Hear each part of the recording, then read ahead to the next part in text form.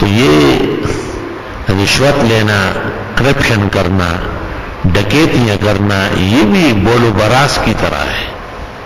اس کا بھی اجر تو نہیں ہے، پکڑ ہے.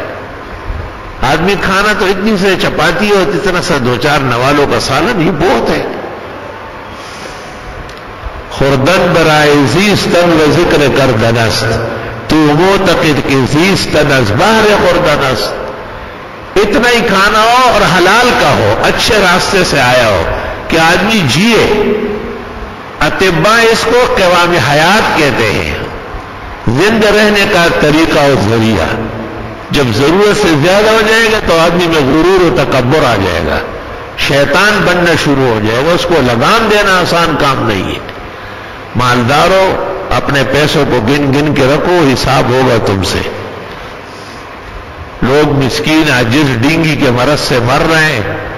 ایک گھر کا بڑا 800 روپے کماتا ہے، رکشہ چلاتا ہے یا کئی چوکیدارا کرتا ہے، اور اس کے گھر میں 3-4 بچے اور جوان بچیوں کو ڈینگی ہے. ایک مثال دے رہا ہوں. اس کا آسان علاج یہ کہ صبح و شام اس کو 2-2 گلاس سیب کا جوس بما نیمبو نچوڑ کے پلایا جائے.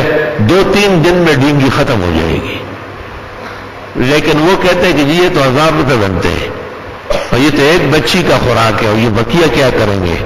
تو وہ دلی طور پر اس پر رضامند ہے کہ یہ بچے مر جائیں. کیا کراچی کے سیٹ خزانوں پر بیٹھے ہوئے اژدہا و سانپ اللہ کو جواب دیں گے اس کا؟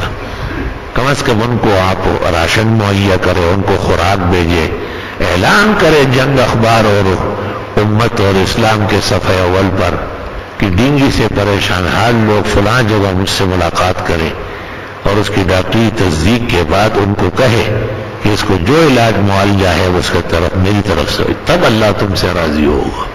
یحسب ان مالہ اخلدا کلا لینبذن فی الحطمہ. یہ مالدار یہ سمجھتے ہیں کہ ہم گن گن رکھتے ہیں، بہت ہو گیا.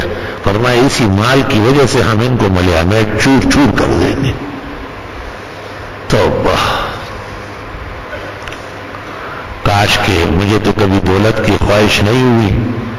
8-10 اداروں کے خادم ہونے کے باوجود اللہ اتنا ہی دے کہ عزت، آرام، راحت، عافیت سے طلباء اور ان کے خادموں کے لیے کافی ہو جائے.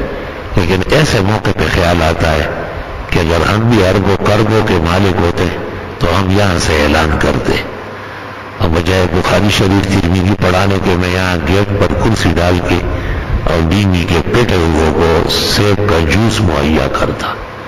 تم لوگ سیب کا جوس پیو، پپیتے کے نئے پتے جو نکلتے ہیں وہ اس کا جوس بناؤ. بالکل ٹک پک علاج ہے، ٹک پک. صبح ڈینگی تجویز ہوئی، شام تک 3-4 دفعہ سیب بما نیمبو کے پلائے. یقین کر لو عشاء کے بعد چیک کر لو صاف ہو چکا ہوگا. لیکن وہ تشلا سا تمہیں دشمن ہے. خدا اپنا فضل ان پر کر لے، اپنے دربار سے ان کو خزانے دے، اور تمام بیمار وہ ڈینگی کے ہیں یا منافقت کے ہیں یا حکومت کی چوری اور کرپشن کے ہیں، جو بھی طریق خدا سے ہٹا ہوا ہے، رب العالمین اس کو ہدایت دے اور اس کو صحیح راستے پر لے آئے. اللہ اکبر. ایک حدیث میں اس طرح آیا ہے کہ قیامت کے دن ایک شخص کو جنت لے جایا جا رہا ہوگا. اس کے بعد اللہ تعالیٰ کہے گا روکو اس کو. روک لیا. کہا میں آپ کے پڑوس میں رہتا تھا، وہ بیمار ہو گیا تھا، آپ نے میری عیادت نہیں کی. مجھے بھوک لگتی تھی اور آپ میرے کھانے کا انتظام نہیں کرتے تھے.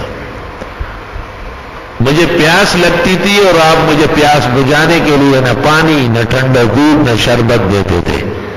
اس طرح کئی عوارض بیان ہوں. وہ کہیں گا آپ تو رب العالمین ہیں، آپ کہاں ان حوادث اور عوارض کے شکار ہو سکتے ہیں؟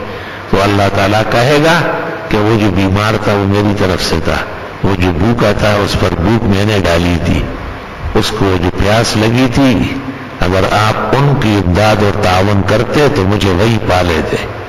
اس لیے میں آپ کو جنت جانے نہیں دوں گا. اللہ تعالیٰ ہمارے ساتھ حساب نہ فرمائے اور اپنے فضل احسان سے بیڑا پار کرے.